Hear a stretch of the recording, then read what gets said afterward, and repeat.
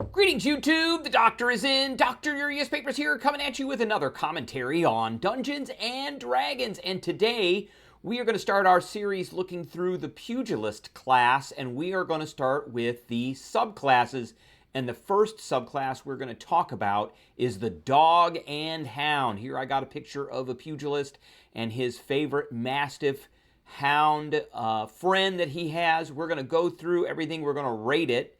And we're going to talk about some ancillary things that connect to it, things you could do with it, and all of that. So we got a lot to talk about, a lot to go over. Stay tuned and don't go away. Hit that transition.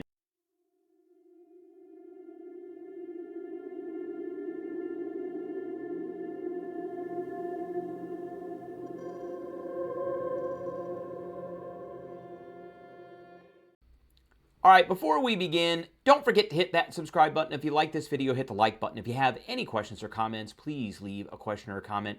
Don't forget to share this video, and don't forget to hit that notification bell.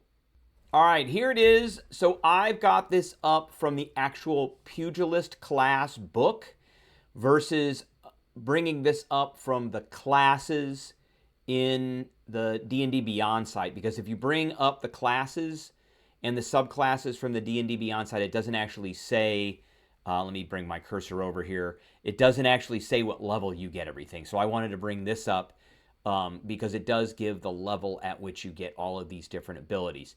And we've got this pretty cool picture from artist Jonathan Renke. Great picture. Looks like some kind of maybe dwarf with a handlebar mustache. He's got a black eye. Pretty cool. That's kind of what I would think a pugilist dwarf would look like. It's kind of got this rustic, cartoony look to it. He's got his big, giant Irish wolfhound in the back. I know somebody who has an Irish wolfhound, and they are massive. So this class here, you get a best friend, which is a dog. You just get this mangy, nasty, flea-ridden dog that comes with you and fights with you. Now, one of the things and the mechanics that I didn't like with a lot of the original concept for Dungeons and Dragons 5th edition and also over into 2024 with animal companions is you have to give up something, a bonus action or an action or something to get them to do an attack. And that, for a lot of those classes, that was a big sacrifice. They are using their bonus action to do things that just using it to have an animal companion attack is not as efficient as using that bonus action to do the thing you need to do. So a lot of times those animal companions would just kind of be there. They would sit around. They wouldn't do anything. They were just kind of there for role-playing flavor, but not a mechanical advantage in combat or out of combat or anything. Look at anything that happens in Critical Role Season 1 or Campaign 1 with Vexalia and her bear companion she has. It is for over 100 episodes, it basically does nothing. So this is a little bit different, which I do like. It is still not my favorite, but we're going to go over it anyway. So at 3rd level, when you take this subclass, you get the Brawler's Best Friend, and you summon and form a bond with a wild or stray dog. I like the stray dog concept a lot. It draws strength from your bottomless well of resilience using the Hound stat block. The Hound is friendly to you and your allies and obeys your commands. It flees if you die. So if you die, it doesn't take care of you. It just takes off. So in combat, and this is kind of getting into what I was saying with animal companions, the Hound acts during your turn. It can move and use its reaction on its own, but the only action it takes is the dodge action, unless you take a bonus action to command it to take an action in stat block. Now, bonus actions for the pugilist are really important because they're extra attacks. They're extra things you can do. So you don't necessarily want to use your bonus action to say go and bite that thing, because it's not as efficient as you attacking. However, you can also sacrifice one of your attacks when you take the attack action to command the hound to take the bite action. So that's better. It's not the best, but it is better. And it says if you have the incapacitated condition, the hound acts on its own and is limited to the dodge action. So here's the stat block for it. Now, before we do that, if you want to replace or restore the hound, so if it dies within the last hour, I'm not sure I like taking a magic action. That doesn't seem to make sense to me. But you can take the magic action to touch it. The Pugilist isn't really a magical character. It doesn't necessarily have magic per se. But you're taking the magic action and you expend 2 moxie points. That's like their chi points. And then the hound returns to life after 1 minute with all of its hit points restored. Now, I kind of see this like this. Maybe you get up and you kick the dog and say, get up right now, get up. And you spend your moxie points and then the dog comes back to life because it's just as nasty and tough as you are. So that's kind of role-playing wise how I would think that the dog would get up, not any kind of magical effect. The other thing is whenever you finish a long rest, you can summon and bond with a new dog which appears in an occupied space within 5 feet of you. And if you already have a hound from this feature, the old one vanishes when the new... So I would imagine it would just take off. So here is the hound's stat block, AC of 12 plus your con modifier. It's really important to have a pretty high con modifier. It's not going to be as high as your strength, but it will be pretty high. And I'm going to guess that it's going to be around a 15. That is its base armor class. I'm using a very specific word with that. We can actually change that armor class. We've got hit points of 5 plus 5 times your level. You get this at 3rd level, so it's going to have 20 hit points. And then the hound has a number of hit dice equal to your level, so it'll start with 3. It does have a speed of 40, which is great. So we're going to talk about that a little bit. 14 strength, 14 dex, 15 con, 3 intelligence, 12 wisdom, 13 charisma. It does have dark vision, which is nice. It understands the languages you know. And it has this pack bond feature. It adds your proficiency bonus, so at 3rd level it's plus 2, to any ability check or saving throw the beast makes. So if it's going to do a perception roll, it's going to do a 13 instead of an 11. I don't know why they did that, but that changes. That will change, plus perception, insight, things like that, all that will change. Its big thing is its bite attack. It gets it when you use your bonus action or you sacrifice an attack. So bonus to hit equals your constitution modifier plus your proficiency bonus. Not your strength and not its strength either. So it's really important to have a pretty high con. Which means at 3rd level, it's probably going to have a plus 4 or a plus 5 to hit, which is okay. You need to be in kind of strategically in a place where it's going to get advantage for it to really make a difference. On a hit, it's going to do 2d4 plus 2, so that's 5 points, 7 points, plus your constitution modifier, so that could be 9 or 10 points at 3rd level. Could get higher. If the target is a creature that is large or smaller, it must succeed on a strength saving throw, which is 8 plus your con modifier and your proficiency bonus. So that could actually get up there. Or one of the following effects of your choice. Now, this is a strength saving throw, which is not the best one to target, but it is what it is. So the target is the grappled condition, and the hound is going to be grappling it, not you. Or it could be knocked prone, or it is pushed 5 feet away. So you could have the hound come in, you could sacrifice an attack, the hound could knock it prone, and then you get advantage on your subsequent attacks. Or you could push it 5 feet into a pit or whatever. I do like the choices that you're getting. Grappling is another great one. There's a couple of feats like Street Justice that allow you to have advantage against grappled creatures that are grappled by something else. So that it is what it is. Stat blocks are okay. They're just okay. Then 3rd level we get Mutt with Moxie. So you share everything with the Mutt, with the Hound. So there's certain things that happen when you use some of your Moxie abilities. If you brace up, and remember, brace up is a it's like a second level. Second, because we get Moxie there. That's where we get 10 hit points, 1-2 punch. We get 2 unarmed attacks as a bonus action, and then stick and move. So there are things when we use that, then our Hound gets to do certain things. So when we brace up, we get temporary hit points, and our Hound gains the same number of temporary hit points.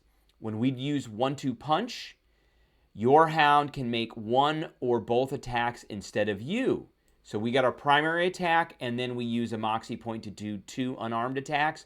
One of those could be the Hound, and you could use your Moxie point as your bonus action to get 2 unarmed strikes and have the Hound go first to try and grapple or prone or push. And you know, that follows in with what you may do after that. And then stick and move. When you use your stick and move, the Hound can also take the choice of a dash, disengage, or help action. Now that's an interesting one.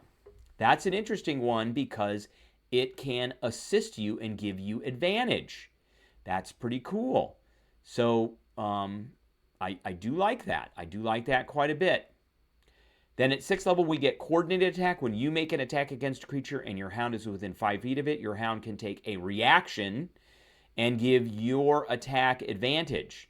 I think this is just one attack. So, and that's when you make an attack. It's not when you use the attack action. So it can give you advantage once a turn, and that's with its reaction. And then it could also use this help action as well. On a hit, you deal an extra 3d4 damage. So you get advantage and you deal extra damage. Additionally, whenever your Hound hits with an attack roll and deals damage, it can deal your choice of force or normal. So that's if you need to go after like incorporeal creatures that use force.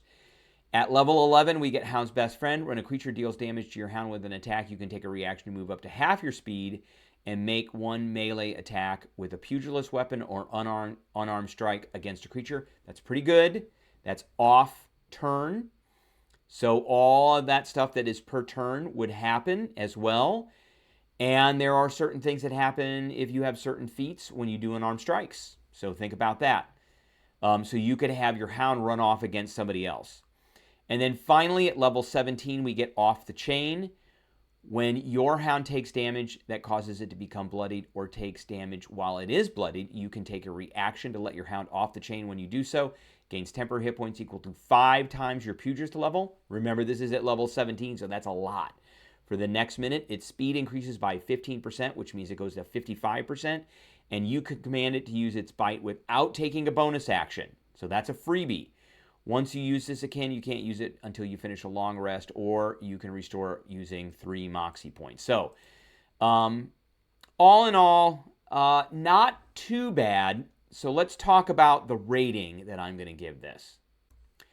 So, as far as this, I think this one's right in the middle. I'm going to give this one a C+. So that's like basically right in the middle of the whole rating chain.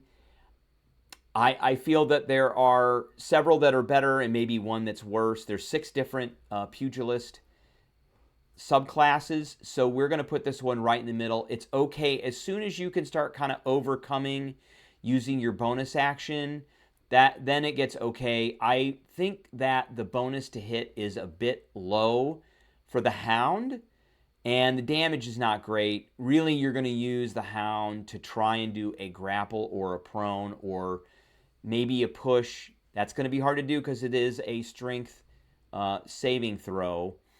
And I think you may be using the Hound for the help action.